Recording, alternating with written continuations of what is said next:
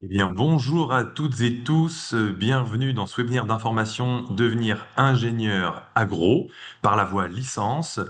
Nous sommes ensemble pour 1 heure et demie pour avoir différentes interventions qui vont vous présenter différentes facettes de ce concours. Euh, le temps que vous rentriez toutes et tous dans la salle de webinaire.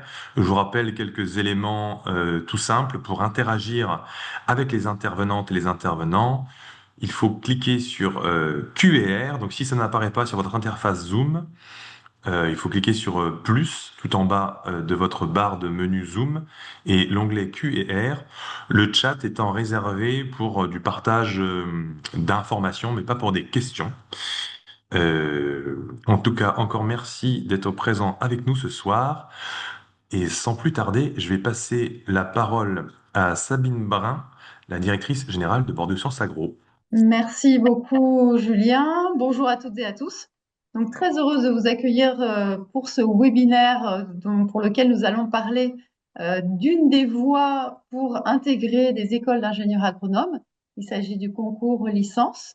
Donc, vous venez peut-être justement d'une licence académique d'université, mais aussi potentiellement d'une licence pro. D'ailleurs, Julien vous fera un petit sondage là dans quelques minutes pour savoir quelles sont vos origines. Ça nous permettra aussi de mieux répondre à vos questions. Et donc, à l'occasion de ce webinaire, vous aurez des interventions à la fois de personnel, évidemment, des établissements, mais aussi des témoignages d'étudiants et puis d'anciens élèves pour rendre, évidemment, les choses un peu plus concrètes sur qu'est-ce qu'est l'ingénieur agronome. Parce que j'ai l'habitude de dire l'ingénieur agro, c'est un diplôme, bien entendu, mais c'est pas forcément un métier, un seul métier en tout cas, et ça rouvre à une très grande diversité. Vous verrez de secteurs, de métiers. Et d'ailleurs, on n'aura pas la prétention non plus de vous ouvrir tous les secteurs, de vous faire découvrir aujourd'hui tous les secteurs et tous les métiers qui sont abordables et accessibles avec un diplôme d'ingénieur agronome, mais en tout cas, vous donner déjà quelques envies, quelques pistes, parce que l'intérêt aussi de ce diplôme, c'est que il vous permet d'acquérir des outils de l'ingénieur, bien entendu, des compétences transversales qui vous permettront aussi de rebondir, de changer de secteur, de métier, d'orientation. Et dans j'allais dire, le contexte actuel, qui est un contexte éminemment changeant, vous le savez, incertain également, eh bien, ça vous permettra évidemment de rebondir. Et puis aussi, l'ingénieur agronome, c'est aussi un ingénieur par ses compétences autour des sciences du vivant, qui permet également de répondre à un certain nombre de défis, que ce soit des défis environnementaux, le défi de l'alimentation évidemment de nos concitoyens. Bref, vous le verrez, ça répond à beaucoup d'enjeux et de préoccupations actuelles. Donc, sans plus tarder, je vais rendre la parole à Julien pour démarrer ce webinaire et voilà, pour répondre évidemment très concrètement à vos questions également. Merci beaucoup, Sabine. Alors, je vais lancer un sondage tout de suite pour savoir est-ce que vous êtes plutôt L1, L2, L3 ou en licence pro. Donc, je vous invite à répondre. Euh, on va laisser quelques secondes. Et je vais partager les résultats. Donc, vous devez voir euh, plutôt des L2, même si après il y a quand même pas mal de L3, et des licences pro et des licences 1, donc un public plutôt bien réparti. Euh, et pour entrer dans le vif du sujet, sur cette question de l'ingénieur agro, euh, je vais vous partager quelques spécificités. Comme le disait Sabine, euh, ingénieur agro, ce n'est pas un métier, c'est une formation et où vous allez pouvoir évoluer dans énormément de secteurs. Donc là, je vous partage des éléments de résultats de l'enquête IESF, ingénieurs et scientifiques de France de 2021, où c'est une enquête que fait Uniagro, la Fédération des ingénieurs du vivant, donc tous les alumni des écoles publiques. Et dans ces répondants, ce que vous avez en vert, c'est l'ingénieur agro versus l'ingénieur en général. Donc les écoles d'ingénieurs généralistes classiques. Donc ce qu'on voit, c'est que Déjà, on a la parité. On a autant d'hommes que de femmes dans notre filière d'ingé agro, sachant que là, il y a toutes les classes d'âge qui sont représentées. Et aujourd'hui, dans les écoles d'agro, c'est plutôt féminin, avec 70 à 80% de femmes dans les promos. Les agros sont davantage fonctionnaires par rapport aux autres ingénieurs. En CDI, c'est presque kiff-kiff. Mais ce qui est intéressant, c'est que on pourrait dire que les ingénieurs agro sont un peu plus engagés, ou en tout cas concernés par le service public, puisqu'on est plus présent dans l'État et aussi dans les ONG, associations, par rapport aux ingénieurs classiques. Ce qui est intéressant aussi à noter, euh, on est plus en fonction de direction générale. L'ingénieur agro, puisqu'il a une vision systémique, est en capacité à gérer des structures au fur et à mesure de sa carrière. Donc c'est pour ça qu'il y a plus d'ingénieurs agro en direction générale que les ingénieurs classiques. On est aussi plus présent dans le marketing euh, et le commercial. Et après, sur les événements géographiques, bon, on est plus présent en province, mais bon, il y a que quelques pourcentages de différence. Et après, sur les secteurs d'activité, je vais prendre le temps de commenter 9 photos qui représentent un peu ce qui est en train de se passer aujourd'hui dans le monde du travail, notamment agro. Donc sur la photo, en haut à gauche, vous voyez une carte de stress hydrique. Donc acquisition par drone ou par satellite, hein, peu importe. Mais en tout cas, l'ingénieur agro va avoir ces données en sa possession pour faire des préconisations à l'agriculteur. Donc on appelait ça Big Data agricole encore il y a quelques temps. Maintenant, vous allez parler, on va entendre parler d'intelligence artificielle. Mais en tout cas, c'est comment les données vont diriger la manière de conseiller l'agriculteur, la coopérative, etc. Donc ça, c'est vraiment quelque chose d'important à prendre en considération. La technologie est très présente dans nos écoles. C'est pas une fin en soi. C'est vraiment un moyen pour améliorer la prise de décision. Quand vous voyez la coccinelle juste à côté, c'est le grand retour de l'agronomie. Comment faire alliance avec la nature, comment recréer des équilibres dans les écosystèmes. C'est bien ce qui est en train de se passer aujourd'hui. Donc là, une larve de coccinelle ou coccinelle va manger beaucoup de pucerons et c'est tout l'enjeu de l'ingénieur agro aussi, de savoir comment travailler avec la nature. J'ai mis une photo d'un agriculteur péruvien qui est en train de retourner son sol parce que l'ingénieur agro est aussi en capacité d'accompagner toutes les agricultures du monde. Effectivement, il y a des carrières en France, mais aussi beaucoup de parcours professionnels à l'international. Et une grande partie de l'agriculture aujourd'hui n'est pas mécanisée. Donc il y a vraiment un accompagnement à faire de toutes les agricultures. En dessous, vous avez un lombric, parce que on redécouvre aujourd'hui toute l'importance du sol, qui n'est pas un substrat, mais bien un milieu vivant. Et aujourd'hui, avec ce grand retour de l'agronomie, on redécouvre l'importance de considérer le sol, d'en prendre soin, et pour faire en sorte que les plantes ou les animaux soient en bonne santé. Si le sol est en bonne santé, ça rejaillira sur l'ensemble un peu des facteurs de production. Ensuite, vous voyez un jardin urbain. On redécouvre la fonction de production dans le milieu urbain, mais on se rend compte que les tomates produisent en été quand tout le monde est en vacances, et on se rend compte qu'il faut transformer. Et là, l'ingénieur agro, il est hyper important parce qu'il connaît ces manières de transformer, pourquoi pas en conserve ou en soupe. Et cet acte de production et cet acte de transformation, les ingénieurs agro sont incontournables pour accompagner tout type de filière.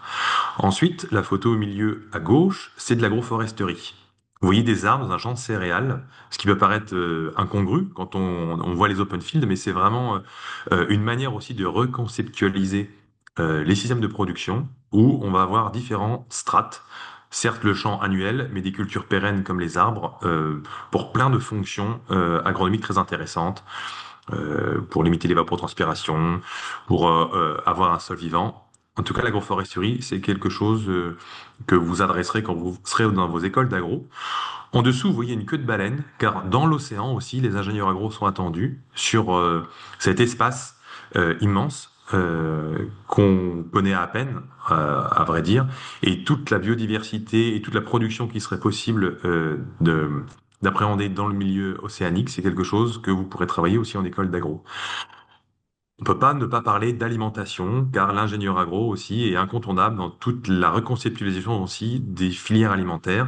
Donc là, bien sûr, la commensalité, hein, être mangé, on mange tout seul rarement, c'est toujours plus sympa de partager un repas. Mais aujourd'hui, cette végétalisation de l'alimentation, montée en gamme, enfin, il y a plein de mouvements différents dans l'alimentation et l'ingénieur agro aussi est très important pour transformer ces systèmes.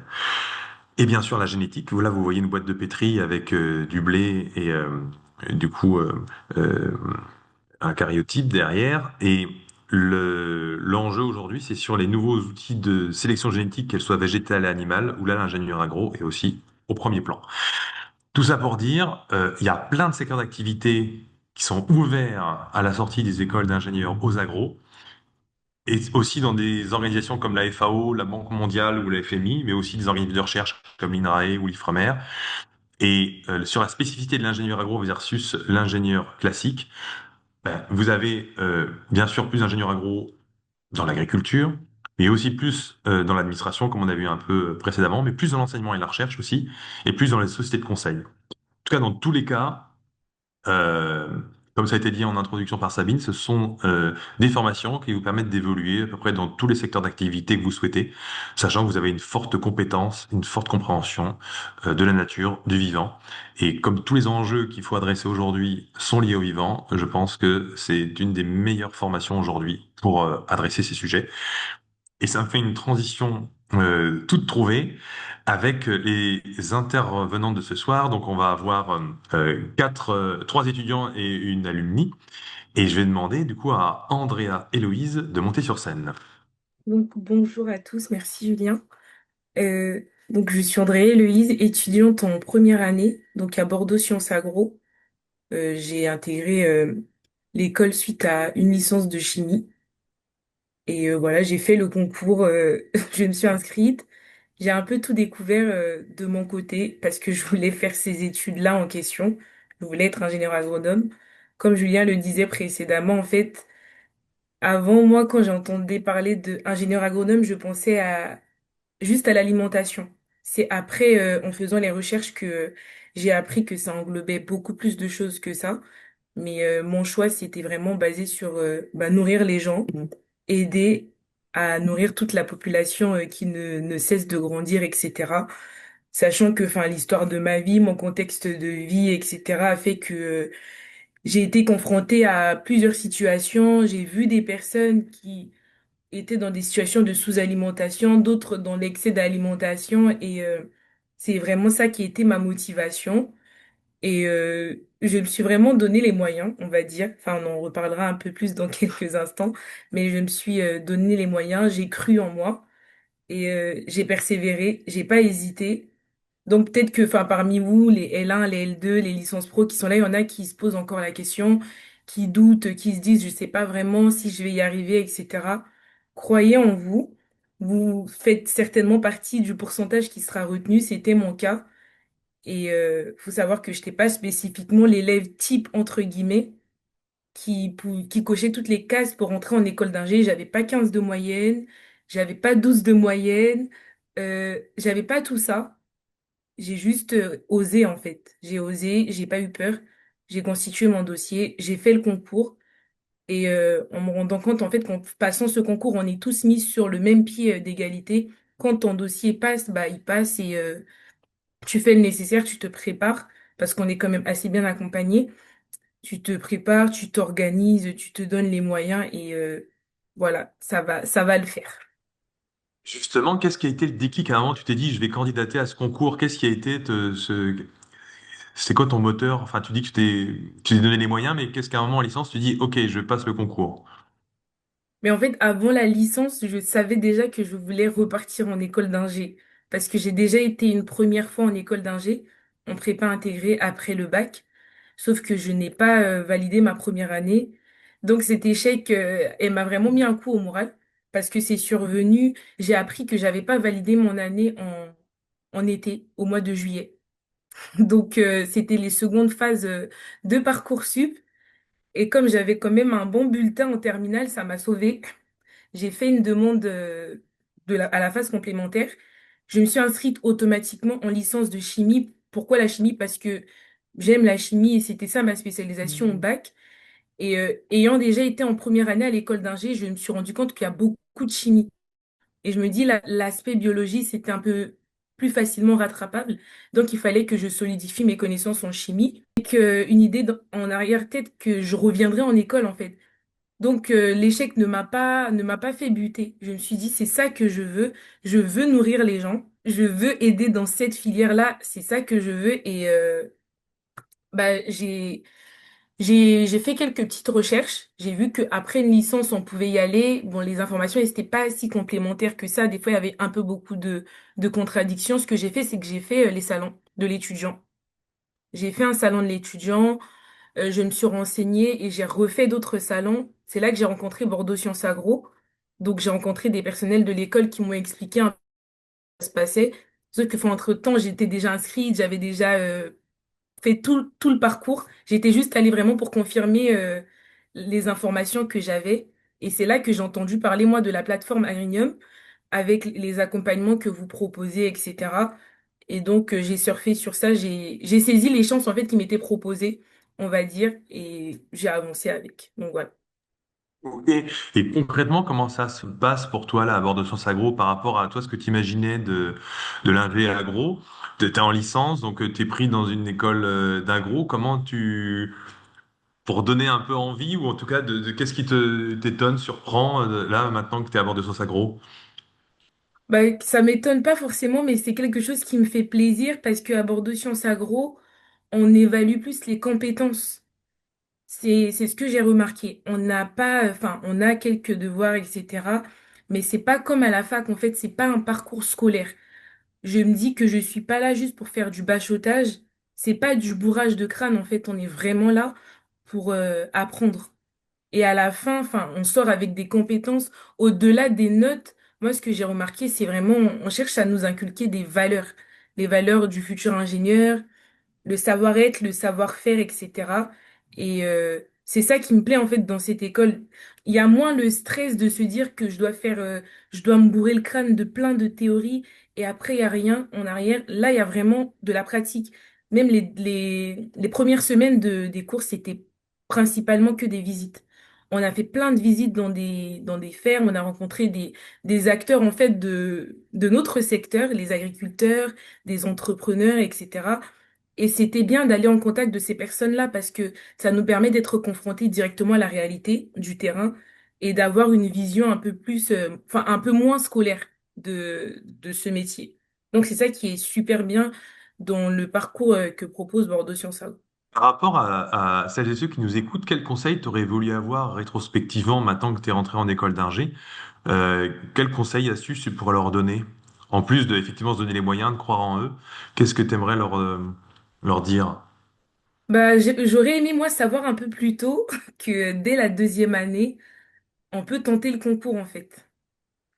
Ça, je l'ai D'accord. su bien plus tard parce que pour la petite histoire, enfin, déjà même, enfin, mon échec entre guillemets de la licence de chimie m'a pas empêché d'aller en école d'ingé parce que j'ai pas fait cette licence de chimie en question. Je l'ai fait parce que il fallait faire une passerelle, mais j'ai appris le jour du concours que il fallait, enfin même pas le jour du concours, après le concours, qu'il fallait valider 120 crédits pour passer en école d'ingé. Je me suis dit, mais si j'avais su un peu plus tôt, j'aurais tenté le concours en fin de L2. Donc là, j'ai vu qu'il y avait quelques L1, L2. Foncez en fait. Inscrivez-vous, tentez le concours. Même si vous l'avez pas pour la première année, c'est pas grave. Au moins, vous aurez essayé, vous voyez comment ça fonctionne. Vous aurez déjà eu les préparations en amont. Moi, c'est vraiment l'un des conseils que j'aurais aimé avoir. Donc là, aujourd'hui, je suis la copine qui vous dit, bah, foncez en fait. Allez-y dès cette année en L2 et l'année prochaine, bah, pour ceux qui sont en L1, tentez le coup et validez par contre votre L2 parce qu'il vous faut 120 ECTS pour passer. Et voilà, c'était vraiment l'un des grands conseils que j'aurais aimé avoir avant. Merci beaucoup André et Héloïse. Alors, c'est une question de Chloé. Quelles sont les matières étudiées? Est-ce que tu peux nous parler un peu de ces matières? À Bordeaux Sciences Agro, on étudie enfin, un peu de tout. Il y a des sciences, il y a de la politique, il y a de l'économie. C'est assez varié. Donc en sciences, on a tout ce qui est biologie, microbio, écophysiologie. Ça, c'est des matières qu'on fait pas spécifiquement en licence, mais on est quand même assez bien accompagné. Les profs mettent à disposition des ressources pour qu'on puisse consulter en amont et se mettre un peu à niveau. Bon, ceux qui sont en biologie, vous serez pas trop pénalisés. Vous aurez les bases, mais ceux qui sont en chimie, bah, il y a ces matières-là qui vont se rajouter en plus parce que on ne voit pas en chimie ou dans d'autres licences, hein. Et bah, on fait de l'économie, de la politique, de l'agriculture, de l'écologie. Enfin, c'est vraiment un peu de tout. Comme elle le disait tout à l'heure, Madame Brun, il n'y a pas que, enfin, ingénieur agronome, c'est juste un titre, c'est pas un métier. et on voit vraiment de tout. Enfin, quand j'ai appris que l'école avait un parcours banque, ça m'a énormément surprise. Je me suis dit, mais c'est quoi le rapport entre agronomie et la banque? Mais au final, en fait, avec du recul, on se rend compte que tous ces aspects-là vont ensemble et il faut des agronomes qui travaillent avec les banques, il faut des agronomes qui travaillent avec les économistes pour avoir une vision globale un peu de tout. Donc voilà, c'est assez varié et assez sympa. Et merci beaucoup, Andra et Héloïse. Il y a un certain nombre de questions qui seront abordées un peu plus tard sur la préparation avec Bénédicte Massé. Et s'il y a des questions, Andrea et Héloïse, où tu veux répondre, n'hésite pas. Et là, je vais demander à Lucie de monter sur scène. Bonjour, moi du coup je m'appelle Lucie, je suis étudiante en deuxième année ingénieur agroalimentaire à l'Institut Agro de Dijon. J'ai rejoint l'Institut Agro de Dijon en troisième année en L3. J'étais en L3 dans tout ce qui était en biologie moléculaire, biologie cellulaire. Donc à part le mot bio, il n'y a rien à voir avec, avec ce qu'on fait actuellement en école ingénieur agroalimentaire. Et voilà, si vous avez des plus amples questions, j'ai rejoint le concours à la suite, euh, initialement à la sortie du bac, j'ai fait des études de médecine. J'ai fait une passe mineure STAPS que je n'ai pas, où je n'ai pas été acceptée en deuxième année, donc du coup un premier échec à un concours. Et à la suite de cet échec, je me suis remis en question sur qu'est-ce que j'aimais vraiment, qu'est-ce qui me passionnait. Je me suis dit pourquoi pas tout ce qui est alimentation. Innover vraiment dans l'alimentation. Et donc du coup, j'ai voulu candidater en BTS pour faire de l'hôtellerie-restauration. Mais en fait, je me suis rendu compte que, alors avant que j'accepte le BTS, que être dans un restaurant, c'était très contraignant. Il y avait beaucoup de contraintes. Et je me suis dit, mais qu'est-ce que j'aime dans l'innovation culinaire? Et c'est là que j'ai découvert le métier d'ingénieur en agroalimentaire. Et c'est alors pour cela que je me suis orientée en licence pour candidater à ce concours. Je vais pas vous cacher que j'ai eu beaucoup peur d'aller à ce concours, puisque bah, je connaissais déjà un concours avant, qui était le concours de médecine, qui bah, du coup n'a pas fonctionné. Donc c'était vraiment, ça faisait vraiment peur. Et au final, ça fait vraiment beaucoup moins peur que ce que ça n'y paraît, puisque bah, actuellement, je suis en train de vous parler. Donc, qu'est-ce que je pourrais vous dire? C'est que, comme ça a été dit précédemment, n'ayez vraiment pas peur. Ça se fait vraiment bien, c'est sympa. Le concours est stressant, surtout que ça se passe à Paris, dans une école qui est toute rénovée, toute neuve, toute propre. Donc, ça fait vraiment peur. Quand on arrive là-bas, il y a plein de monde. Tout le monde est aussi intimidé, mais au final, on se fait des connaissances qu'on a encore maintenant. Et le concours, ça se passe vraiment très très bien. Du moment que vous êtes confiant sur votre projet professionnel, ça se passe vraiment très très bien. Et ils sont vraiment à l'écoute de vous. Et voilà. Je sais pas si vous avez des Et questions. pourquoi tu as choisi cette photo? Là, on te voit en TP. Parce que j'ai paniqué, on m'a demandé une photo. Et du coup, je me suis dit, bah tiens, lundi, j'étais en TP projet chimie, physico-chimie. Donc, donc on travaille sur un projet, on doit revaloriser du marc de cassis à destination de produits pour l'agroalimentaire. Alors, c'est un titre pompeux pour regarder quels sont les ingrédients qu'on peut faire à partir du marc de cassis qui a déjà été utilisé pour faire de la crème de cassis, puisque on est à Dijon. Et c'est un projet qui est extrêmement intéressant puisque on est dans un projet, ça s'intègre dans un projet de recherche avec bah, bien évidemment des commanditaires, donc des unités de recherche, mais aussi des partenaires industriels qui eux veulent limiter leurs pertes, enfin, et mieux réutiliser tout cela. Donc du coup, c'était un projet assez intéressant et auquel on ne pense pas vraiment quand on pense tout de suite à ingénieur agroalimentaire. Je me suis dit que c'était le moment. D'accord. Et un peu de la même manière que la question posée à André Aloïse, quel conseil ou quelle astuce t'aurais aimé avoir si jamais rétrospectivement tu t'en mettais en mode concours, ou qu'est-ce que tu pourrais donner comme information importante pour tous ceux qui nous écoutent? Moi, j'ai beaucoup travaillé avec ce qui était mis comme conseil sur le SCAV parce que je venais d'une licence où on connaissait vraiment, enfin, l'agroalimentaire n'était pas envisageable puisque bah ça avait rien à voir avec l'agroalimentaire. Je connaissais vraiment pas trop ça avant.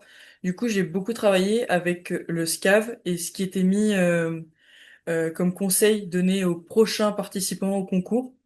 Et c'était vraiment sympa. Et je me suis rassuré, beaucoup rassuré avec les distributions des notes et là-dessus. Donc c'était vraiment cool.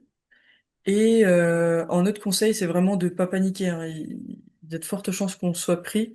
Comme l'a dit Andrea et Louise, pareil, j'étais pas dans les meilleurs, j'avais pas 15 de moyenne non plus. Et ça s'est très très bien passé pour moi. Du moment que vous montrez au jury que vous êtes sûr de ce que vous voulez faire, ça passe. Du moment que vous montrez que c'est quelque chose de réfléchi, ça passera forcément. Il faut pas paniquer. Merci. Euh, et tu es dans la filière agroalimentaire et toi, tu te projettes à la sortie de l'école d'ingénieur, tu sais à peu près où tu veux, dans quel type d'entreprise tu veux évoluer? Oui, oui, totalement. Donc, il faut savoir que la formation d'ingénieur agroalimentaire, en tout cas à Dijon, c'est une formation qui est très holistique. On voit beaucoup de choses pour nous former à beaucoup de métiers, beaucoup de potentiels métiers, beaucoup de potentiels domaines dans l'industrie agroalimentaire, et aussi pour qu'on comprenne un maximum ce qui se passe du champ à l'assiette. On commence même d'ailleurs avec un module qui s'appelle du champ à l'assiette pour comprendre la liaison entre les deux. Mais il y a quand même un domaine qui a retenu mon attention particulière à Dijon, c'est tout ce qui va être physico-chimie. Donc c'est tout ce qui va, ce sont les interactions entre les différentes macromolécules dans une matrice alimentaire, donc donc, dans une recette, qui vont impacter la texture. Et moi, j'aimerais beaucoup, du coup, à partir de cette formation ingénieur, me spécialiser avec un double diplôme en physico-chimie et partir après sur une thèse en partenariat avec une unité de recherche et un partenaire industriel pour travailler après en R&D, en recherche et développement, sur ces questions de texture. C'est pour ça que j'ai une question là. Est-ce que l'Institut Agro Dijon était ton premier choix et pourquoi? C'est parce que tu avais vraiment repéré ce parcours-là? Pas du tout. En fait, il faut savoir que je ne sais pas faire une liste de vœux. Enfin, je ne savais pas faire une liste de vœux. J'ai mis par rapport à ce que je pensais être le plus capable d'avoir, par rapport à comment je m'évaluais. Et donc, du coup, j'avais mis plusieurs écoles. En fait, je savais pas me départager entre quatre écoles, entre Oniris, Dijon, Rennes et Toulouse, parce que je me suis dit, ça peut être sympa avec le soleil. Et non, c'était vraiment pas mon premier choix, mais maintenant je le regrette pas parce on peut beaucoup personnaliser notre formation. Donc on a le tronc commun de la formation.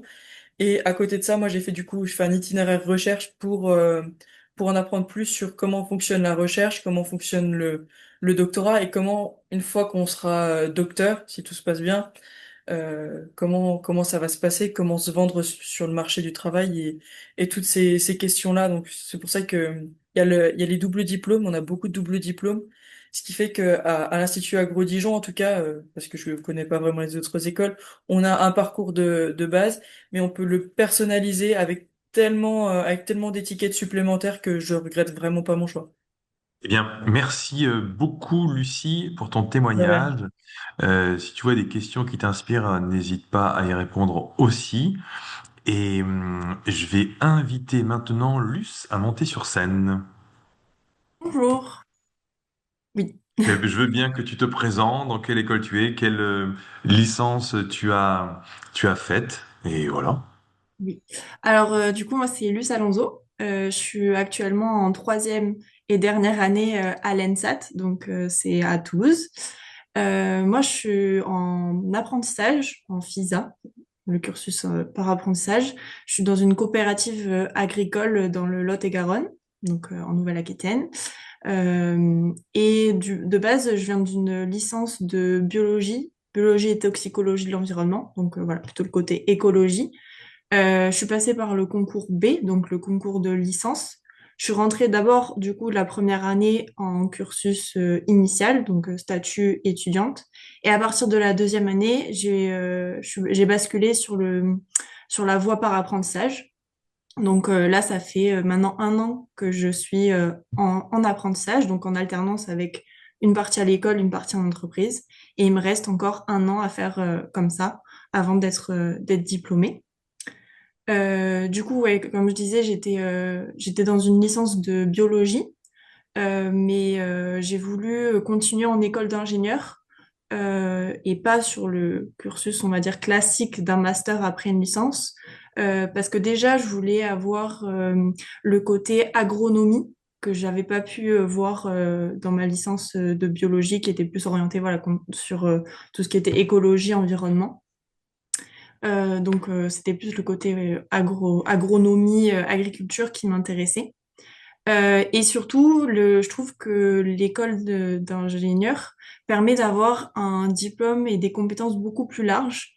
Comme disait Andrea et Héloïse, on est évalué sur nos compétences et ça nous permet vraiment de monter justement en compétences, de développer plein de choses différentes, comparé à un master qui est quand même assez spécifique, je dirais. Là, on peut voir beaucoup de choses, autant par les matières qui sont proposées. Donc nous, à l'ENSAT, c'est une école assez généraliste et je sais que c'est à peu près ce qui est retrouvé dans toutes les écoles du réseau français, enfin en France. C'est assez généraliste, surtout la première année. Et plus on avance, plus on peut se spécialiser. Donc moi, en troisième année, je suis spécialisée sur tout ce qui est amélioration et protection des cultures. Donc voilà, toujours le côté agronomie. Mais il y a plein de spécialisations différentes et c'est comme ça permet d'avoir vraiment une vision globale et une offre qui permet à tout le monde de s'y retrouver, même si on arrive et ben, on a le choix de plein de matières et au fur et à mesure, on peut préciser notre parcours et vraiment voir ce qui nous intéresse ou pas. Et en plus de ça, je trouve que voilà, il y a des compétences transversales qu'on acquiert pendant ces 3 années qui sont vraiment importantes et qui nous forgent pour ensuite aller dans le monde du travail par la suite. Justement, là, comme tu es euh, en alternance, l'alternance, tu l'as faite dès la première année ou ça s'est fait en fonction, au fur et à mesure de ton parcours à Toulouse? Oui, c'est ça. En fait, enfin, j'ai d'abord passé le concours sur le cursus initial, donc j'étais pas du tout apprentie la première année. Et en fait, j'ai eu l'opportunité oui, de basculer entre la première et la deuxième année dans le cursus apprentissage. Donc, sur 2 ans, 2 des 3 ans, je l'ai fait en apprentissage.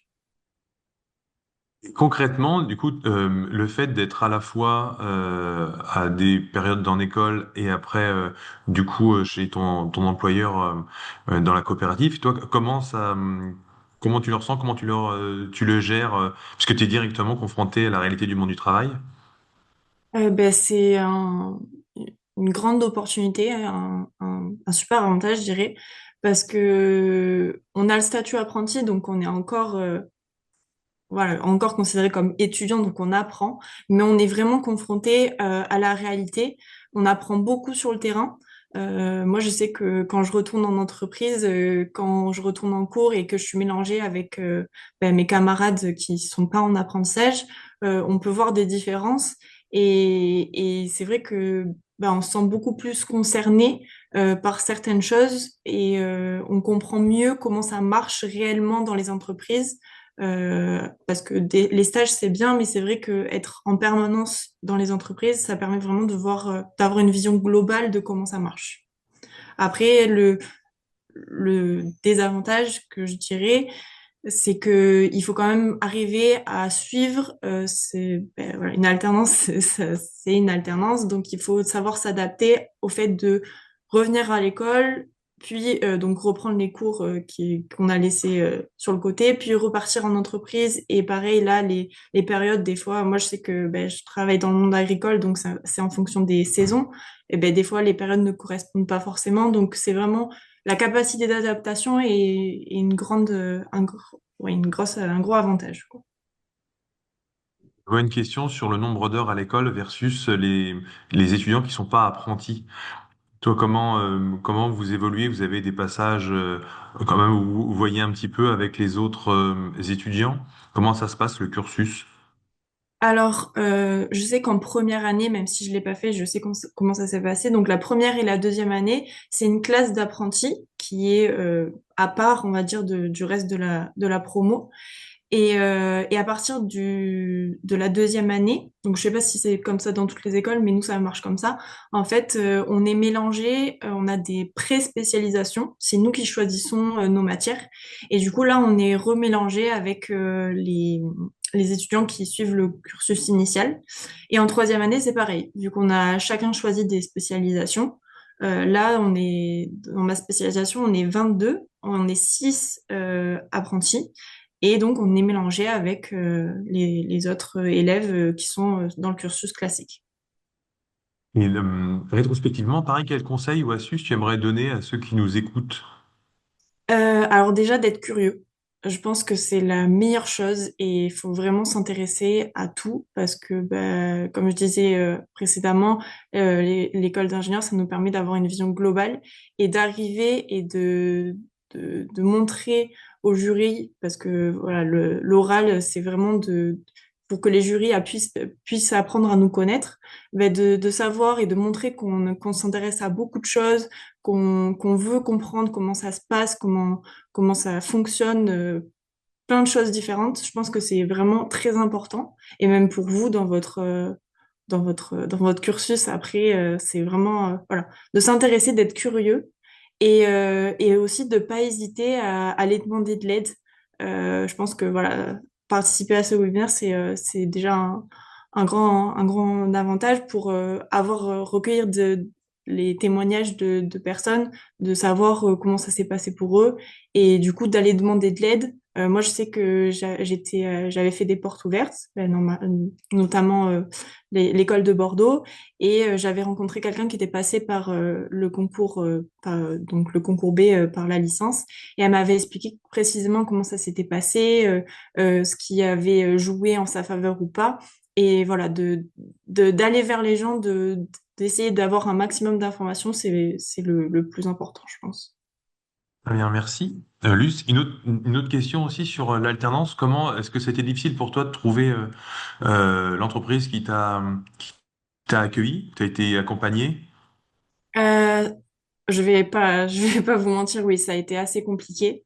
Parce que bon, déjà, moi, j'étais assez, voilà, je savais où je voulais aller, je savais ce que je voulais trouver comme alternance. Du coup, je suis en expérimentation végétale. Donc, en gros, pour ceux qui savent pas trop ce que ça veut dire, c'est de la recherche appliquée, donc sur le terrain. On va directement chez les agriculteurs faire des essais dans leurs parcelles. Donc voilà, j'étais assez restreinte sur mes choix et donc ça a été assez compliqué de trouver une entreprise qui correspondait à ce que je voulais. Euh, mais après j'ai été assez accompagnée par l'école, même si voilà, je ne vais pas le cacher, le contexte actuel n'incite pas forcément à toutes les entreprises à engager des apprentis. Mais quand on se bat vraiment, on peut y arriver.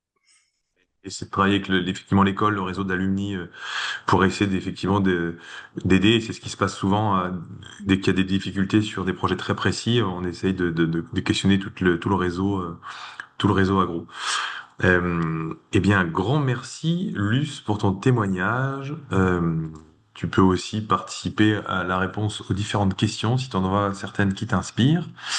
Euh, et je vais demander maintenant à Sarah de monter sur scène.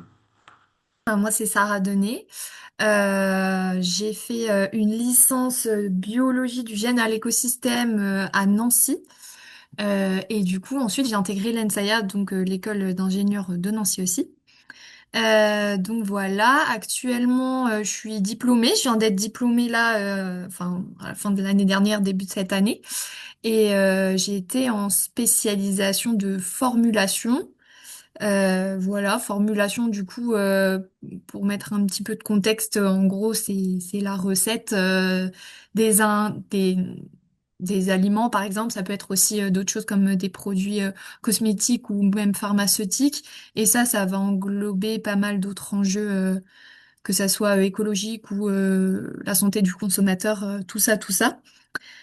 Voilà, donc pourquoi j'ai voulu faire une école d'agro? Alors déjà moi, pour choisir mon master, enfin j'avais le choix entre master ou école d'ingénieur. J'ai fait des petites recherches et en termes de débouchés, c'était ce qui me convenait le plus. En termes de, par exemple, les différents métiers qui étaient possibles, ben, ça c'était intéressant. Et voilà, et j'ai vu notamment aussi une spécialisation qui m'a beaucoup intéressée bah, à l'ENSAIA. Enfin, il y en avait plusieurs, mais voilà, celle que j'ai faite, finalement, c'était celle qui m'intéressait le plus. Donc, il y avait, c'est de la formulation, mais il y a aussi d'autres choses, comme ça a été mentionné avant avec le secteur des banques. On peut aussi faire du management, un peu de marketing, il y a de la supply chain. Du développement industriel, il y a pas mal de choses. Moi, je suis plutôt dans la partie industrie alimentaire que agro, mais il y a aussi une grosse partie agro à l'ENSAIA notamment. Donc voilà, et autre chose qui m'a aussi beaucoup intéressée, c'était les voyages. Partir à l'étranger, c'était quelque chose qui m'intéressait énormément et que malheureusement, j'ai pas pu réaliser en licence pour différentes raisons, dont le Covid. Mais voilà, donc faut savoir que c'est quelque chose qui est obligatoire en école d'ingé. Bon, ça peut faire peur dit comme ça, mais c'est quand même cool. Et donc voilà, moi j'ai pu aller en Irlande faire jeune fille au pair durant mon année de césure, mais sinon il y a d'autres choses comme des Erasmus où on peut aller carrément étudier à l'étranger, on peut faire aussi des stages à l'étranger. Et il y a autre chose que Erasmus aussi, puisque c'est que en Europe. Donc voilà, ça c'est quelque chose pour le coup qui, je trouve, apporte beaucoup, beaucoup de choses.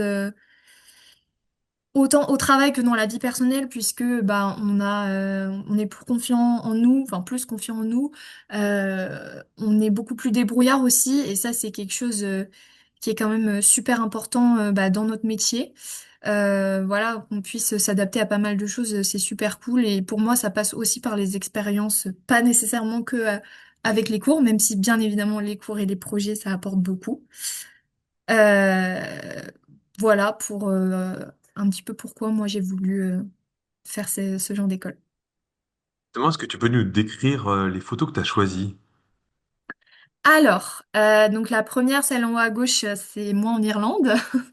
Donc voilà, des paysages incroyables, des gens super, et j'ai rencontré pas mal de monde et franchement, beaucoup de très bons souvenirs là-bas. Ensuite, la deuxième photo à droite, c'est censé représenter la formulation.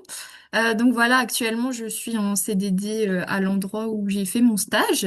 Donc je suis pas exactement enfin je fais pas exactement la même chose que j'ai fait en stage, mais je suis chargée de projet recherche et développement. Euh, donc voilà, on formule un petit peu en paillasse, et puis bah il y a aussi tout l'aspect derrière un petit peu plus administratif qui moi m'intéressait aussi. Ensuite, les photos en bas à gauche, donc c'est les pom-poms pour comment ça s'appelle? Les interagros. Donc ça c'est, il y a pas mal d'événements sportifs et festifs euh, au sein des écoles d'ingénieurs, beaucoup d'associations. Donc voilà, ça peut être des associations très diverses. Ça va de là, c'est une association pour réunir toutes les écoles d'ingé de France à un endroit. Chaque année, mais il y a aussi d'autres assos comme bah, moi je faisais partie de l'association de photographie, mais il y a aussi des assos sportives, il y a des assos, je sais pas, nous on avait une association de vin et de fromage. Donc voilà, il y a quand même pas mal de trucs, et c'est vrai que ça c'est des projets à part qui sont aussi très très formateurs je trouve. Et voilà, la dernière photo à droite c'est les 24 heures de Stan. C'est un grand événement étudiant lorrain, où en fait pendant 24 heures chaque école qui participe pousse un char autour d'une place. Donc voilà, c'est un concept un petit peu bancal comme ça, mais ça existe depuis et c'est l'ENSA qui organise. Ouais, une vraie vie étudiante, en tout cas, ouais, dans les différentes écoles d'agro. Et tant qu'on les a pas vécues, c'est toujours difficile de se représenter ce que c'est. Euh, Oui. une question aussi sur les conseils, astuces que tu aimerais donner à celles et ceux qui nous écoutent. Ouais, alors bah il y a beaucoup de choses qui ont été dites. Je suis d'accord avec tout ce que les filles ont dit juste avant. Moi, un autre conseil que je peux donner aussi, c'est vraiment de tenter. parce que bah, si on tente pas, on peut pas savoir si ça nous plaît, on peut pas savoir si on va réussir. Voilà, il faut pas trop douter, il faut y aller, foncer. Et je pense que juste le fait de tenter, c'est une expérience en soi et ça apporte du challenge, ça apporte bah, de la confiance aussi parce qu'on se dit bah on l'a fait, même si on n'est pas, si on réussit pas à rentrer dans tel ou tel master ou école, et ben au moins on a fait le parcours et ça c'est super important. Moi je sais que j'ai eu des personnes qui m'ont un petit peu poussé à faire ça et franchement aujourd'hui je le regrette pas du tout. Je les remercie d'ailleurs parce que bah, je suis très bien là où je suis. Et j'ai été longtemps perdue dans ce que je voulais faire et puis aujourd'hui c'est plus du tout le cas. J'ai même trop, j'ai envie de faire plein de choses différentes et voilà, ça ouvre beaucoup de portes et beaucoup de possibilités. Alors, dernière question sur la césure, pour préciser un peu à quel moment ça se passe dans le cursus ingé. Alors, à l'ENSAIA, ça va changer là, mais en fait c'était entre la deuxième et la troisième année. Bon, ça tombait au milieu de l'année scolaire, c'était un petit peu bizarre, mais voilà. Et en fait, moi j'ai pu faire 6 mois de stage. C'est ce que je voulais faire. Je voulais faire 6 mois de stage et après partir à l'étranger. Donc voilà. Aujourd'hui, j'avoue que je crois que normalement, il faut faire un parcours de 5 mois à l'étranger. Ça correspond plutôt à un stage long, je crois, à l'étranger. Euh, voilà. Je pense que sinon, dans tous les cas, les séjours seront toujours possibles, mais je sais pas trop les modalités à partir de maintenant, comment ça sera. Après, ça dépend de chacune des écoles, mais comme tu le disais, c'est une sacrée expérience pour, Ouais, en termes, comme tu disais, de confiance et de maturité pour découvrir le monde. Euh, exactement. un grand merci, Sarah, pour ton témoignage. Avec plaisir. Si tu veux aussi réagir à certaines questions qui sont parfois spécifiques à l'ENSAIA, n'hésite pas, sachant Oui. que quand vous rentrez dans la grande famille des grandes écoles publiques pour l'agriculture, l'alimentation et l'environnement, votre troisième année, en fonction de vos résultats, vous pourrez la faire un peu où vous voulez. Si vous rentrez à Nancy, mais à un moment vous voulez faire halieutique à Rennes, vous pourrez. Donc Ouais. c'est l'intérêt de ce réseau des grandes écoles publiques. Et ça me permet de passer la parole à Koulm Dubu, qui est la directrice des études et de la vie étudiante à Oniris Vetagro Bio. Et j'invite Koulm à monter sur scène aussi pour justement Merci Julien. expliquer ce qui se passe dans une Merci école. Julien. Donc je suis Koum Dubu, je suis effectivement en charge de la scolarité de la vie étudiante à Oniris Vet Agrobio à Nantes. Donc c'est une école d'ingénieurs qui forme des ingénieurs dans le domaine des sciences de l'alimentation, des bioprocédés et des biotechnologies. Moi-même, je suis ingénieure dans la fonction publique, donc c'est une illustration des métiers qu'on peut faire après une école d'agro, hein, puisqu'on peut passer le concours pour être ingénieur des ponts, des eaux et des forêts, par exemple. Donc c'est le corps auquel j'appartiens. Mais il y a également plein d'autres concours de la fonction publique qu'on peut passer. Alors, je vais présenter comment fonctionne un cursus ingénieur en 3 ans en me basant sur l'exemple d'Oneris Vet Agrobio, mais toutes les écoles ont le même modèle de cursus en 3 ans, puisqu'elles répondent à un cahier des charges précis, qui est le cahier des charges de la CTI, la conférence des titres d'ingénieurs. Et toutes les écoles agro sont labellisées par la CTI, ce qui est une garantie de la qualité de la formation. En première année, hein, il y a des enseignements qui sont plutôt généralistes autour des sciences du vivant. Alors avec des cours théoriques de microbiologie, de mathématiques appliquées, ça a été dit, de chimie appliquée aussi au domaine agro, avec des enseignements qui vont être plutôt orientés agronomie ou sciences de l'alimentation selon les écoles que vous intégrez ou sur le domaine des paysages pour certaines écoles. Et puis, il y a des enseignements qui vont être communs à toutes les écoles d'ingénieurs parce que c'est des cours transversaux, comme des cours de sciences économiques, de langue vivante, avec 2 langues vivantes possibles, dont l'anglais, et également des cours de sciences pour l'ingénieur, de l'informatique. Maintenant, on s'oriente aussi vers l'intelligence artificielle, le big data. Ça, c'est des cours qui seront communs avec tous les ingénieurs, les écoles d'ingénieurs, que ce soit agro ou école d'ingénieurs autres. Et puis, en général, en première année, vous avez un stage d'1 mois à Oniris Fait Agrobio, c'est dans une entreprise industrielle pour découvrir le monde industriel. C'est un stage d'opérateur. En deuxième année, vous allez approfondir ces enseignements et acquérir des compétences socles pour devenir ingénieur. Vous aurez la possibilité de suivre des enseignements optionnels qui peuvent vous préorienter vers un approfondissement. Et puis, c'est souvent en deuxième année que vous avez la mobilité à l'international, qui est obligatoire dans le cahier des charges de la CTI, donc de la conférence des titres ingénieurs. Donc, cette mobilité à l'international, elle peut se faire soit sous la forme d'un semestre d'études à l'étranger. Par exemple, à Oniris, on a des partenariats avec le Brésil, l'Argentine, le Québec, la Grèce, l'Espagne et plein d'autres pays. Donc, c'est possible de partir de 6 mois à l'étranger étudier. Et sinon, l'autre possibilité de faire sa mobilité à l'international, c'est par un stage. Donc, soit la plupart le font en stage de deuxième année ou alors en stage en troisième année. Et puis, en troisième année, l'année va se dérouler en 2 phases. 6 mois, ça va être l'approfondissement, et puis 6 mois de stage de fin d'études.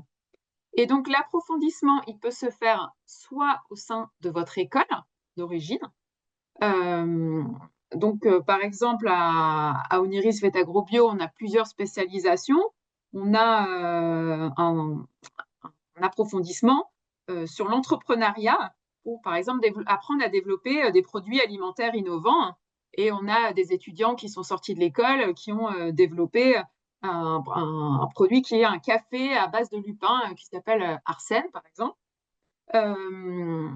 Il y a également la possibilité de faire un double diplôme, donc soit un double diplôme de master, soit un double diplôme avec une école de commerce, par exemple. Nous avons, par exemple, 2 masters co-accrédités à Oniris, le master bioproduction de la santé, qui permet de travailler dans l'industrie pharmaceutique, et puis ou le master One Health, qui permet de faire le lien entre santé animale, santé humaine et santé des écosystèmes. Ça a été dit tout à l'heure, de faire un approfondissement dans une autre école d'ingénieur. Par exemple, si quelqu'un veut travailler dans la viticulture, il peut très bien faire sa troisième année à Bordeaux Sciences Agro. On a parlé aussi tout à l'heure de l'alternance. Donc, l'alternance, il y a un concours spécifique qui permet d'intégrer les écoles en alternance, mais ceux qui intègrent en filière classique peuvent basculer en alternance. Alors, dans certaines écoles, c'est possible dès la première année, s'il reste des places. Donc, c'est le cas au Oniris. Régulièrement, il y a 1 ou 2 étudiants qui peuvent le faire, qui viennent d'autres concours. Ou sinon, c'est possible à partir de la deuxième année, à condition, bien sûr, de trouver un apprentissage et d'être accepté.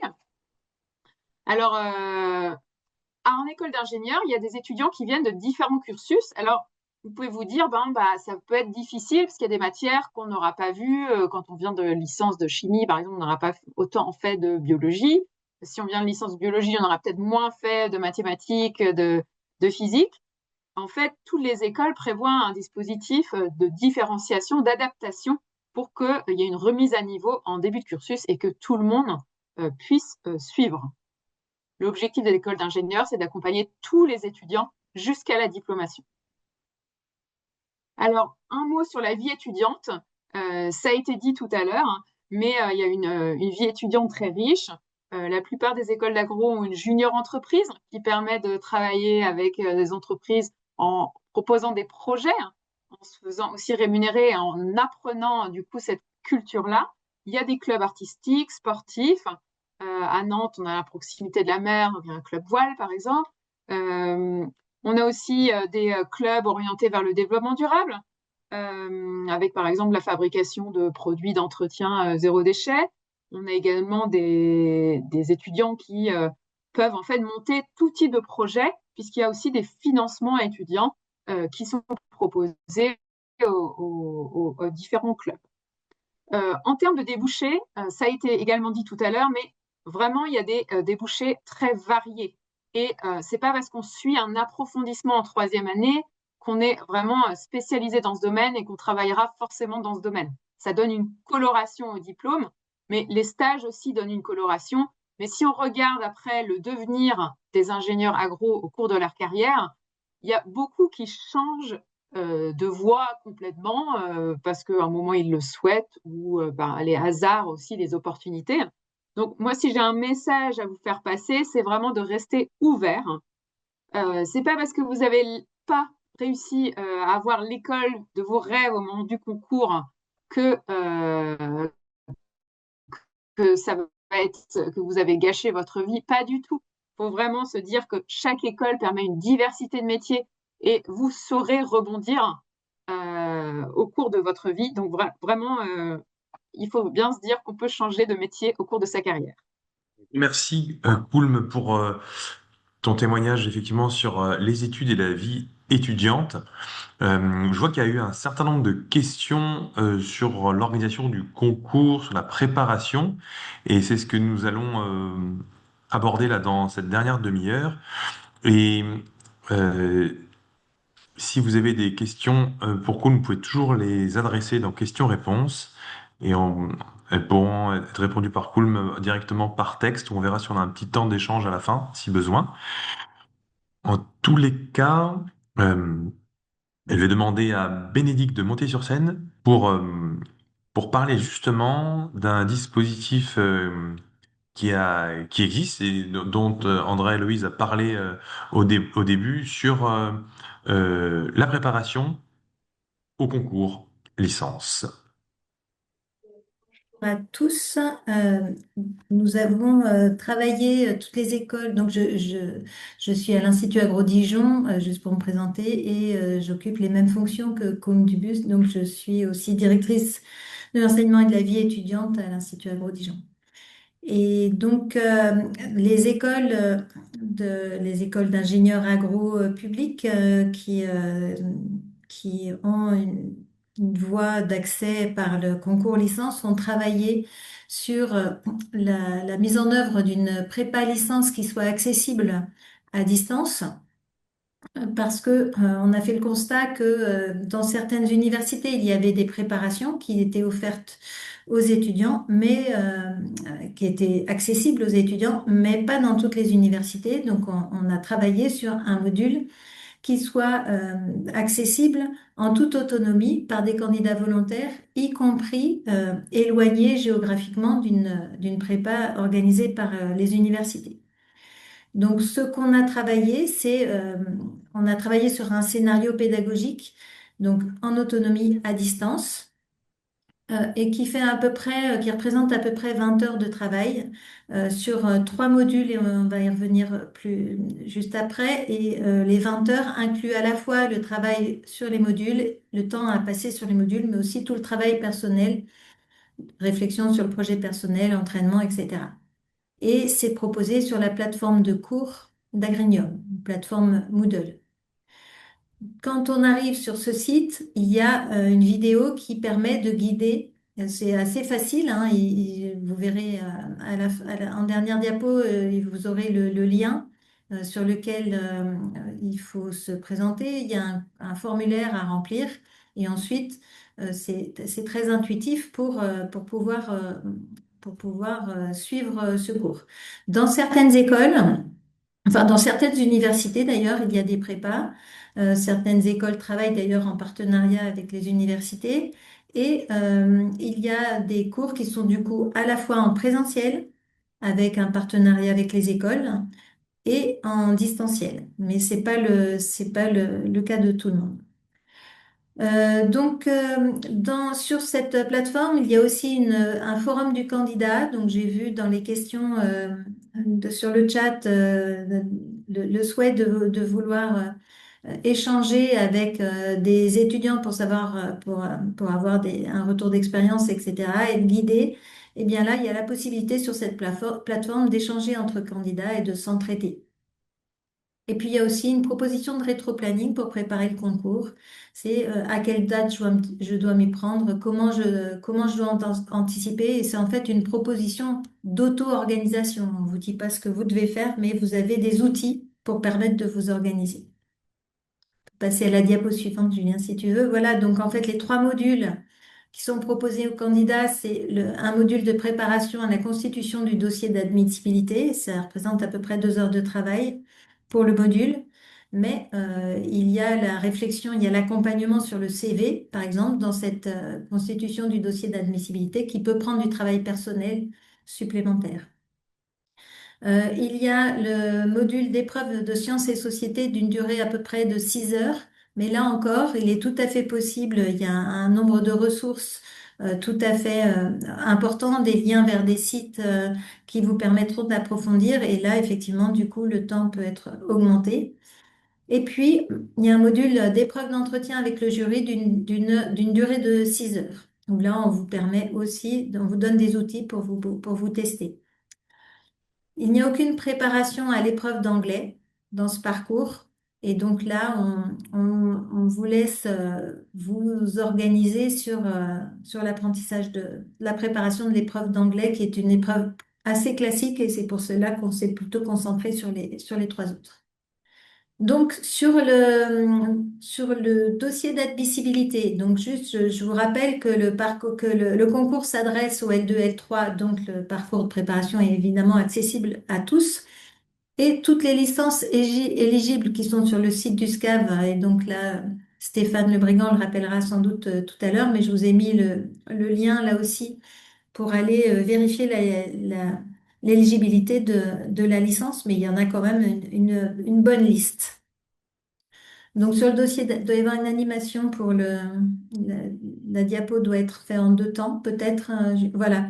Donc en fait, vous allez, ou en plusieurs temps même, et donc vous allez pouvoir trouver, donc pour ce dossier d'admissibilité, vous donner, quand on dit gabarit, ce sont des modèles un peu de présentation et des exemples de fiches personnelles, de tableaux récapitulatifs des pièces à fournir et donc une checklist des éléments. Et là, vous êtes guidé pour à la fois sur les pièces, mais aussi ce qui peut être mis comme élément intéressant à fournir. La diapo suivante donc, concerne l'épreuve sciences et société avec des ressources qui sont mises à votre disposition sur les attentes du jury. Alors évidemment, les grilles de correction du concours ne sont pas communicables.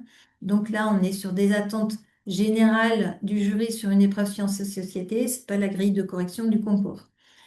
Et donc, on vous propose une sélection de sources fiables et pertinentes pour approfondir votre culture générale. Le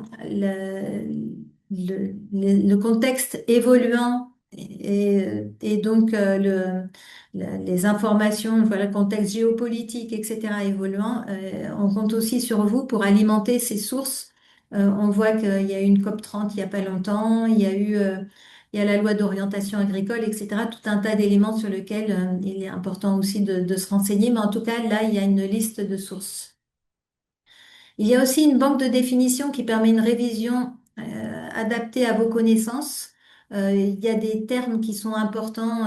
Vous avez bien vu que dans la formation, on l'a dit à plusieurs reprises, que dans, la formation est assez... il y a une approche générale avec tout un tas de disciplines et il y a des termes qui reviennent très régulièrement et qu'on a voulu préciser. Une méthode aussi de fiche de révision, une méthode d'analyse de texte et de construction de plans pour l'oral, puisque c'est une épreuve à l'oral, et des conseils pour améliorer son aisance à l'oral. Et puis le troisième module, qui est donc sur la préparation de l'épreuve d'entretien. Et sur la préparation de l'épreuve d'entretien, pour l'entretien, il faut maîtriser son CV, qui aura été aussi utile pour construire l'épreuve d'admissibilité. Et donc là, on donne une méthode, des exemples et des grilles d'analyse sur le CV, c'est-à-dire comment on perçoit un CV, comment on lit un CV. Les attentes du jury aussi, avec des critères d'évaluation, des conseils et une grille d'auto-évaluation surtout. Des méthodes et ressources pour construire le projet professionnel, puisque c'est ce qu'on attend de vous pendant cette épreuve d'entretien. et puis aussi une simulation d'entretien avec des commentaires en live des jurys. Et vous verrez que sur les exemples qui sont donnés, des choses à faire et à ne pas faire. Ce n'est pas exhaustif, mais au moins vous avez cet exemple. Et donc la dernière diapositive, c'est donc pour s'inscrire sur cette plateforme, vous pouvez donc aller sur cette adresse qui apparaît là ou ou en flashant ce QR code.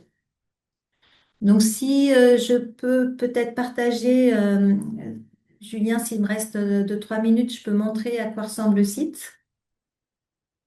Donc vous arrivez sur le e-learning donc Agrinium, mais donc c'est une plateforme Moodle de Agrinium. Et donc là, je vous amène directement sur la préparation, mais avant d'arriver là, on vous aura demandé de remplir un formulaire pour que vous vous identifiez et que vous ayez vos codes de connexion. Et donc ensuite, vous arrivez sur cette page générale qui est avec une petite vidéo qui vous permet d'avancer, de savoir comment fonctionne cette plateforme, la proposition de rétro-planning et le forum du parcours, c'est-à-dire les questions-réponses et les contacts et les différents contacts entre candidats. Et puis ensuite, ça fonctionne par onglet. Donc ici, vous avez donc pour la constitution du dossier d'admissibilité un rappel des objectifs. Donc vous accompagnez au mieux dans la réalisation de votre dossier d'admissibilité. Et ça vous indique la to-do list de ce que vous avez à faire. Et ensuite, les différents éléments avec des documents d'aide à la constitution du dossier. Donc sur la fiche personnelle, sur le tableau récapitulatif pour vos expériences professionnelles, stages, activités extrascolaires et la checklist de la constitution du dossier. Ensuite, vous avez donc l'onglet, ça fonctionne toujours de la même manière, Sciences et Sociétés. Ou Sciences et Sociétés, vous aurez aussi, donc les objectifs sont rappelés. Et donc, vous avez donc dans la présentation de ce module d'identifier les les différents points que vous pourrez retrouver. Et ici, vous avez les conseils pour s'améliorer à l'oral, la banque de sujets. Donc, il y a des sujets corrigés, mais vous pouvez en tester de nouveau. Vous avez ici construire son plan à l'oral, construction des fiches de révision, améliorer sa culture générale. Si je clique ici, vous accédez vous accédez donc à des sources d'informations à suivre et la banque de définition. Et pour l'entretien, l'épreuve d'entretien avec le jury, vous avez une petite vidéo de présentation du module et toutes les attentes par rapport à cette épreuve d'entretien. Et vous retrouverez ici donc les différents éléments avec ce dont je vous parlais tout à l'heure, la simulation d'entretien qui vous permet d'avoir des commentaires du jury directement sur un entretien, sur 2 entretiens simulés. Voilà. Voilà, je ne sais pas si je peux aller beaucoup plus avant sur cette présentation. Donc on estime à une vingtaine d'heures le temps de travail sur cette préparation et chacun peut avancer à son rythme et soit aller une gradation, quoi, dans un sens, mais peut aussi picorer comme il le souhaite. Merci beaucoup, Bénédicte. Et c'est un Moodle qui est gratuit. Il faut s'inscrire donc au lien qui a été partagé, que j'ai remis dans le chat. Donc, c'est une ressource faite par les écoles d'agro public. Donc, il faut vous inscrire au lien qui est partagé et ensuite on ouvrira les accès au fur et à mesure. Je repartage le QR code pour ceux qui n'ont pas eu le temps de le flasher. Ou sinon, il faut recliquer sur le lien dans le chat. Et sur la dernière partie de ce webinaire, on va rentrer dans plus la mécanique du concours avec Stéphane Lebrigand du service des concours agrovéto. Bonjour à tous. On va commencer par énumérer, peut-être pas toutes les énumérer, mais bon, on va afficher les licences éligibles, licences et licences professionnelles. Alors, ce qu'il faut savoir, c'est que pour le concours agro voie licence, on a 12 licences dites classiques éligibles. La grande majorité de nos candidats viennent de licences sciences de la vie, sciences de la terre ou sciences de la vie et de la terre. Mais vous voyez qu'il y a voilà, on a eu l'exemple de je me souviens plus de notre intervenante qui venait d'une licence de chimie. Vous voyez qu'il y a d'autres domaines qui sont éligibles et quand bien même votre licence ne ferait pas partie de cette liste, il est possible de passer par la commission VES, hein, qui est une commission organisée par le service des concours agrovéto pour obtenir une éventuelle autorisation de vous inscrire au concours avec un diplôme étranger, par exemple, ou un diplôme ne faisant pas partie de cette liste. Sur la diapo suivante, on va voir les licences professionnelles éligibles. Ce qu'il faut savoir, c'est que du coup, les licences professionnelles permettent de passer, sont également éligibles au concours par la voie apprentissage, dont on a parlé tout à l'heure et qui permet d'intégrer directement sur un cursus en alternance. Là, on a 25 mentions de licences professionnelles éligibles. Alors pareil, en chimie, vous voyez, en chimie, on avait voilà, formulation, chimie analytique, contrôle, qualité et environnement, chimie de synthèse ou chimie industrielle. Donc, ça reste très, très varié. Vous avez également production animale, production végétale, hein, qui sont deux licences professionnelles distinctes.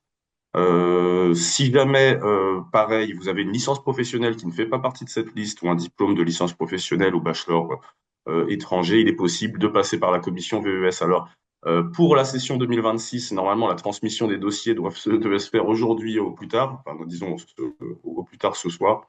Mais ça peut être une information utile pour ceux qui souhaitent s'inscrire lors d'une session ultérieure. Alors, pour la suite, on va voir la liste des écoles accessibles par la voie licence. Ce sont également des écoles accessibles par la voie apprentissage et le nombre de places respectivement offertes dans chacune de ces écoles. Alors, pour la session 2026, on va avoir 18 places à l'INP Agro Toulouse avec Sensat, 8 places à l'ENSAIA de Nancy, 20 places à Bordeaux Sciences Agro, 8 places à Oniris sur le cursus alimentation, à VET AgroSup Clermont-Ferrand, 12 places offertes. Pour l'Institut Agro Montpellier, le cursus agronomie, c'est 11 places. Et la spécialité SADS pour le développement durable dans les agriculture durable dans les pays du Sud, c'est 5 places offertes et aucune place sur la voie apprentissage pour le coup. L'Institut Agro Rennes-Angers, on a 3 spécialités accessibles, agronomie, agroalimentaire, alors agroalimentaire uniquement sur la voie apprentissage, et horticulture et paysage. Donc, pour la voie licence, cette session, ce sera 10 places en agronomie et 4 places en horticulture et paysage. L'Institut Agro Dijon, spécialité agronomie, 7 places offertes pour cette session et spécialité agroalimentaire, 5 places offertes. L'école du génie de l'eau et de l'environnement à Strasbourg, donc l'ENGES, offre 3 places sur la voie licence, mais aucune sur la voie apprentissage. Et pour ce qui est d'AgroParisTech, donc on a 46 places sur la voie licence et 50 places offertes sur la voie apprentissage. Donc on a un total de 157 places pour la voie licence pour cette session 2026 et 307 places offertes pour la voie apprentissage. Alors un petit rappel sur la session 2025, on a eu 300 inscrits sur la voie licence et 190 candidats classés à la fin, donc 190 personnes susceptibles d'obtenir une place en école. D'ailleurs, si on regarde les statistiques, le 190e a été intégré, alors je ne sais plus exactement dans quelle école, mais a bien été intégré. Ce qu'il faut savoir, c'est que sur ces 190 classés, certains sont également classés sur le concours veto, dont les procédures sont communes. Et donc voilà, donc pour 157 places offertes, on voit que le ratio d'intégration, si on repart sur les mêmes chiffres au niveau des inscrits pour cette session, et quand même le ratio d'intégration est très important. Juste pour information, sur la voie apprentissage, on avait 767 candidats inscrits lors de la session 2025 et 344 candidats classés à la fin. Alors pour les inscriptions, ça ne va pas tarder. On va ouvrir les inscriptions le lundi 8 décembre et la fermeture des inscriptions, ce sera le 12 janvier à 17h. Donc les notices d'instruction ont été mises en ligne aujourd'hui. Donc vous avez déjà toutes les dates, toutes les échéances et les sous-échéances, dépôt du dossier d'admissibilité, dépôt des pièces justificatives, les dates, le site pour les oraux. Voilà, donc il y a déjà toutes ces informations en ligne, mais les inscriptions, elles, n'ouvrent qu'à partir de lundi prochain. Ce qu'il faut savoir, c'est qu'il faut pas attendre le dernier jour hein, pour effectuer l'inscription. Donc à partir du 8, hein, tous ceux qui tous ceux qui souhaitent s'inscrire, n'hésitez pas à tout de suite créer votre compte. Donc il y aura un lien accessible sur le site du SCAV, donc la rubrique s'inscrire, donc espace concours, enfin les concours, concours licence ou concours apprentissage, et vous allez dans s'inscrire et le lien sera actif à partir de lundi. Pour la phase d'admissibilité de la voie licence, le dépôt du dossier d'admissibilité dont la composition est présentée ici devra se faire au plus tard le 28 avril 2026, ce qui vous laisse pas mal de temps entre la fin des inscriptions et l'épreuve. Donc c'est l'unique épreuve d'admissibilité sur la voie licence agro. Sachant que ceux qui sont inscrits en parallèle au concours licence veto devront passer une épreuve écrite de chimie. Mais pour le concours agro, il n'y a que le dossier qui est au coefficient 2, donc avec les 4 grandes parties, la fiche personnelle, l'assistant, enfin pour l'assistance, pour la constitution du dossier est bien présente dans le module, donc n'hésitez pas à vous y référer, comme indiquait Bénédicte. La copie du relevé de notes du bac. Vous aurez aussi à mettre tous les relevés de notes obtenus depuis le baccalauréat, y compris sur des formations autres, hein, que ce soit quelqu'un qui est passé par une passe ou par un an de prépa, par exemple, ou une prépa intégrée ou autre. N'hésitez pas à mettre tous les bulletins de notes afin qu'il n'y ait pas de trou dans votre parcours. Le jury pourrait s'interroger. Les activités extrascolaires, stages et expériences professionnelles peuvent aussi être mises et valorisées dans le dossier. Alors, il faut absolument que ce soit justifié systématiquement. Donc, vous devrez faire un tableau pour mentionner toutes ces activités, stages ou autres, et mettre les justificatifs en fin de dossier PDF. Donc, c'est un unique PDF à déposer le 28 avril 2026. Les résultats seront publiés via le site du service des concours le 29 mai 2026. Pour la session 2025, on a eu 251 candidats sur 300 qui ont été déclarés admissibles, donc qui ont pu venir passer les épreuves orales à AgroParisTech sur le plateau de Saclay. Donc ça fait quand même un bon ratio, c'est 5 candidats sur 6. 5 candidats sur 6 inscrits est admis à avoir sa chance à l'oral. Pour la phase d'admissibilité du concours voie apprentissage, hein, pour ceux qui seraient en licence pro, il y a plus d'épreuves, dont des épreuves écrites. Donc il y a également une sélection sur dossier, c'est un dossier distinct de celui de la voie licence.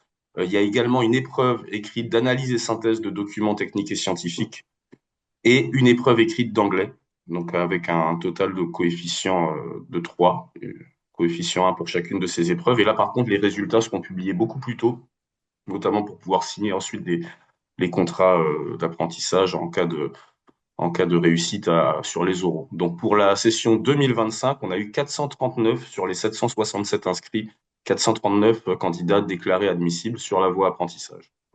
Pour la phase d'admission, ce sera pour la voie apprentissage. Alors faites pas attention, il y a marqué fin avril, début mai.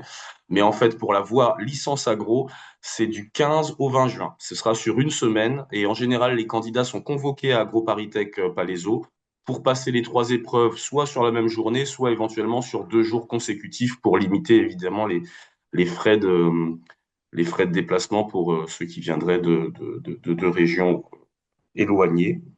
Vous avez donc 3 épreuves qui ont déjà été indiquées tout à l'heure. Donc, on a l'entretien de motivation qui est au coefficient 3, sciences et société avec 30 minutes de préparation, 30 minutes de passage, coefficient 3, et l'épreuve orale d'anglais avec 20 minutes de préparation, 20 minutes de passage, et c'est coefficient 1. Pour les oraux, le total c'est 7, et le total en prenant en compte le dossier, il est également pris en compte dans le classement d'admission. C'est un total de coefficient de 9. Alors, pour l'admission de la voie apprentissage, ce sera uniquement un entretien de motivation en visio avec chaque école dans laquelle vous serez, voilà, dans laquelle vous serez déclaré admissible. Sachant qu'il y a 3 écoles maximum pour la voie apprentissage, alors que sur la voie licence, vous avez la possibilité de classer l'intégralité des écoles qu'on a présentées précédemment. Alors, pour les résultats d'admission sur la voie licence agro, ce sera le vendredi 3 juillet. Là, vous saurez si vous êtes classé ou non classé et quel est votre rang de classement. Pour rappel, en 2025, on avait donc 190 classés sur la voie licence, 344 sur la voie apprentissage. Et généralement, les propositions d'affectation se font dans la foulée. Normalement, on va y arriver sur la diapo suivante. Donc, publication des résultats d'admission le 3 juillet et la première proposition d'affectation sur la voie licence agro, ce sera le lundi 6 juillet 2026. Et comme je vous disais, ça commence bien plus tôt sur la voie apprentissage. La première proposition d'intégration en école peut être reçue dès le 22 mai 2026. Donc, généralement, vous avez un ordre de préférence à indiquer dans votre liste de vœux. Il n'y a pas de stratégie particulière à envisager par rapport à vos résultats ou autres. En fait, il faut vraiment classer les écoles dans l'ordre de celles que vous souhaitez le plus intégrer. Donc, n'hésitez pas à vous renseigner dès maintenant sur les sites des différentes écoles, sur les cursus, les diverses formations et parcours proposés.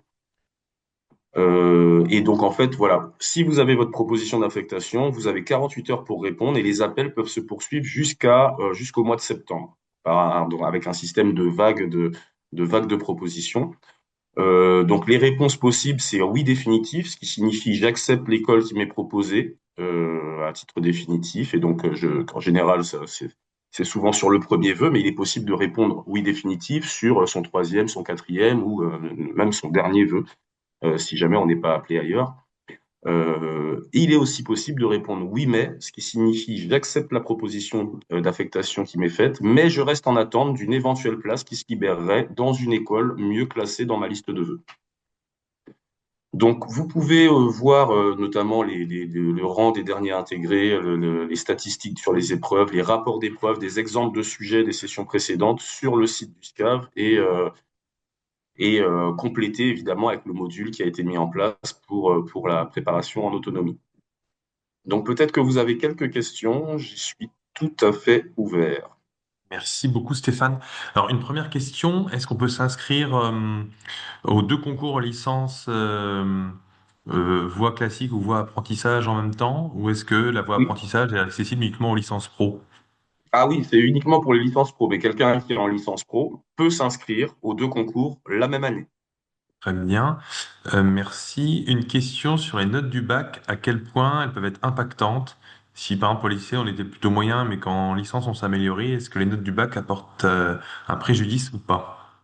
Alors, il faut pas se brider par rapport à ça. On a, voilà, 2 intervenants qui ont dit, voilà, moi, j'avais pas forcément 15 de moyenne. Je vais vous dire, on voit des dossiers qui passent avec des moyennes qui sont relativement basses. Ce qu'il faut savoir, c'est que toutes les pièces, obligatoires sont prises en compte dans la notation. Donc, c'est pas le bulletin de notes du bac sur lequel on va dire, ah ben, celui-là, on le veut ou celui-là, on ne le veut pas. Voilà, il y a le projet, le parcours, la cohérence entre le parcours et le projet, les résultats académiques obtenus à l'université, hein, que ce soit en L1, en L2, et tout ce qui est la partie activité extrascolaire, que ce soit professionnel ou sportif, l'engagement. Enfin, je veux dire, tout ce qui peut valoriser le dossier sera considéré par le jury. Donc voilà, il n'y a pas de seuil si vous voulez, sachant que de toute façon, les dossiers ne sont pas notés en valeur absolue, mais en valeur relative en fonction des autres dossiers. Donc voilà, les meilleurs dossiers se font forcément déclasser ceux qui seront un peu moins bons, mais voilà, il ne faut pas se limiter là-dessus. Et est-ce qu'il y a possibilité de passer le concours en licence en distanciel? Oui, il y a passage obligatoire à Paris, c'est ça, hein? Oui, c'est un concours pour lequel les épreuves se font exclusivement en présentiel à AgroParisTech Palaiseau, sur le plateau de Saclay. Alors l'avantage, c'est qu'il n'y a pas d'épreuve, il n'y a pas d'épreuve écrite à passer pour les candidats inscrits uniquement au concours agro, donc ça fait un déplacement en moins. Et alors du coup, ceux qui envisagent de venir passer les oraux, comme je vous dis, hein, on essaie de regrouper sur une journée pour limiter de présence en région, parce qu'on connaît les frais de logement qui sont particulièrement élevés. Oui. Et alors une question pour les personnes qui vivent dans les dom-toms, est-ce qu'il y a des facilités pour les déplacements? Ou est-ce qu'il y a des centres, c'est obligatoirement à Paris, ou est-ce que si jamais on est Guyane, Guadeloupe, Réunion, Martinique, comment ça se passe?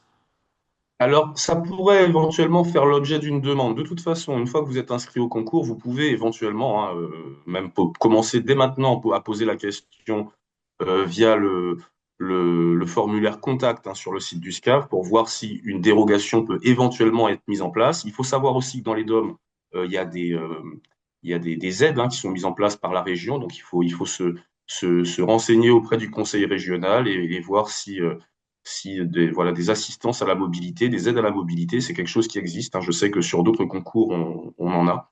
Il faut essayer de se renseigner hein, si vous vivez dans un département d'outre-mer, voir directement auprès de la région ou auprès du rectorat, mais je pense que c'est plutôt auprès de la région ce qui peut être mis en place. Ça existe.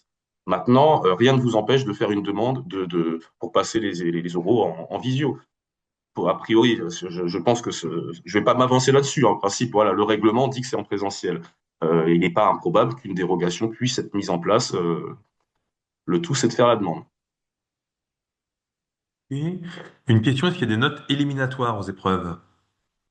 Absolument pas. Ce qui va faire qu'un candidat est admissible ou non admissible, la barre fixée par le jury d'admissibilité.